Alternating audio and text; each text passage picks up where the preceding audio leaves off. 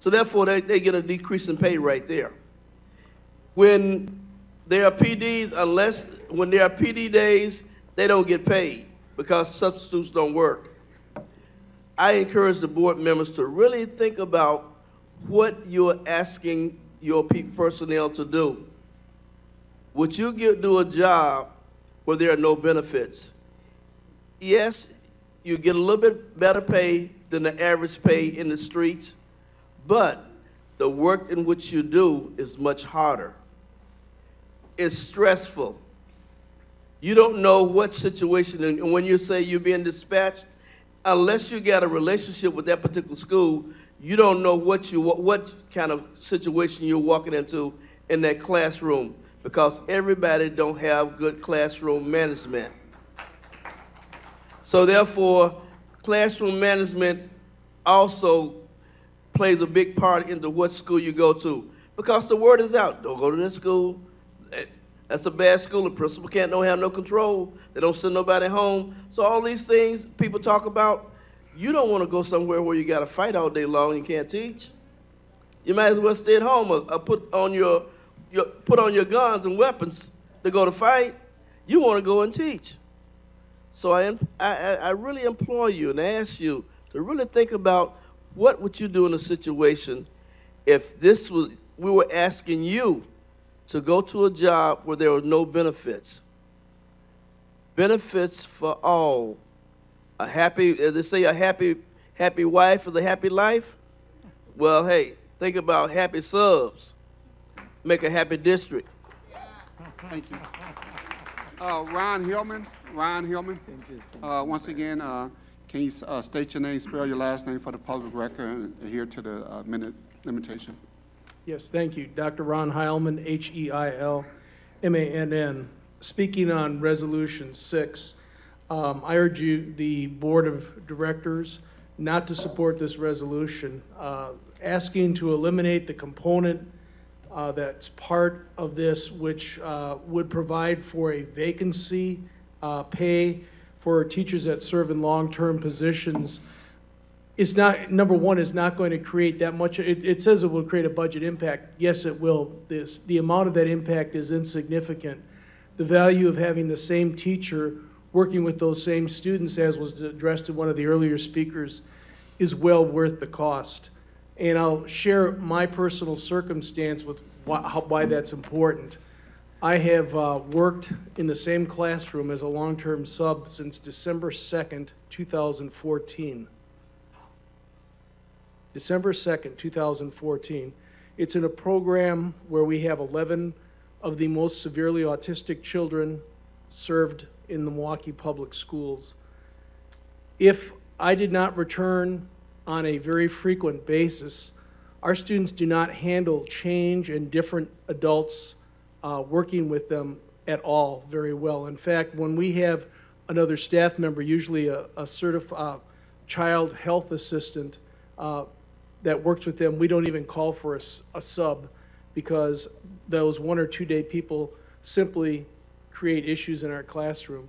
So whatever this board can do to create continuity in the classroom, especially in the long-term sub positions, I think is absolutely critical, and I beseech you to really give that serious consideration and thought. Thank you.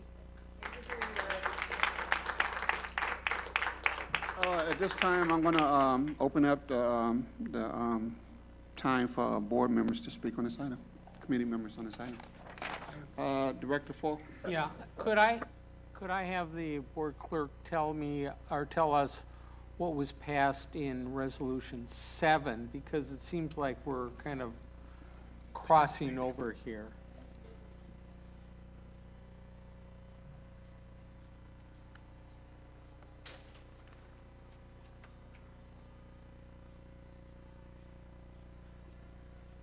Mr. Chair, members of the committee, the item, I'm sorry, the recommendation. Oh, is it? Yeah, go ahead.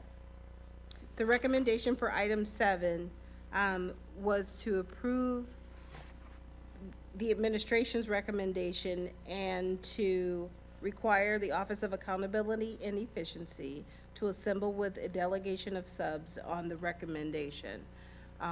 So specifically, the recommendation for item number 7 from the administration's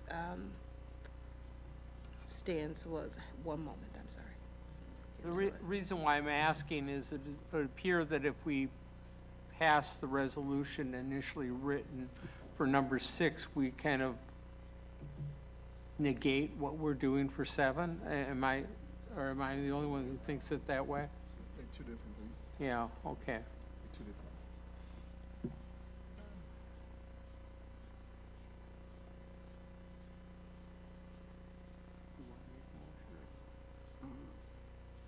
Sure. I want to open up for colleagues to finish speaking.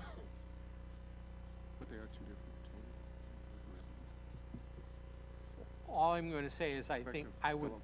yeah, all I'm saying is I would like to probably see what comes out of that meeting before we pass this possible resolution, because I do think they will dovetail.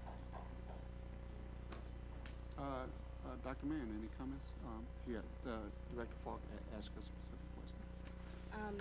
So the recommendation from the administration and the Office of Accountability and Efficiency was to direct the administration and the Office of Accountability and Efficiency to examine the impact of the following: changes to the maximum lifetime sick leave accrual, changing maximum yearly sick leave accrual, incentivizing attendance for all non-administrative school staff, and requiring 5 working days notice for miscellaneous leave, creating a system to monitor advanced posting of absences, and direct that the administration and the Office of Accountability and Efficiency to return with its final recommendation no later than the June 2018 board cycle.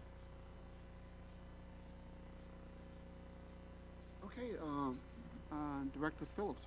Number 6. Yeah, so for the resolution presented by Director Bonds, it has different items to look into for strategy in terms of filling the subpool or teacher vacancies through substitute teachers. But the people that are evaluating this question or bringing a strategy are the same from item number 7, which would be the Office of Accountability and Efficiency and the administration. And we're looking at the same time frame by the June board cycle, correct? Mr. Chair, members of the committee.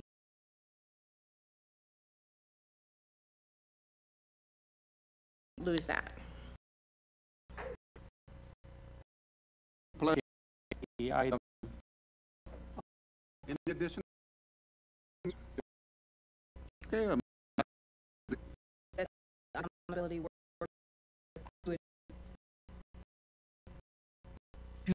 Go together in situations need why I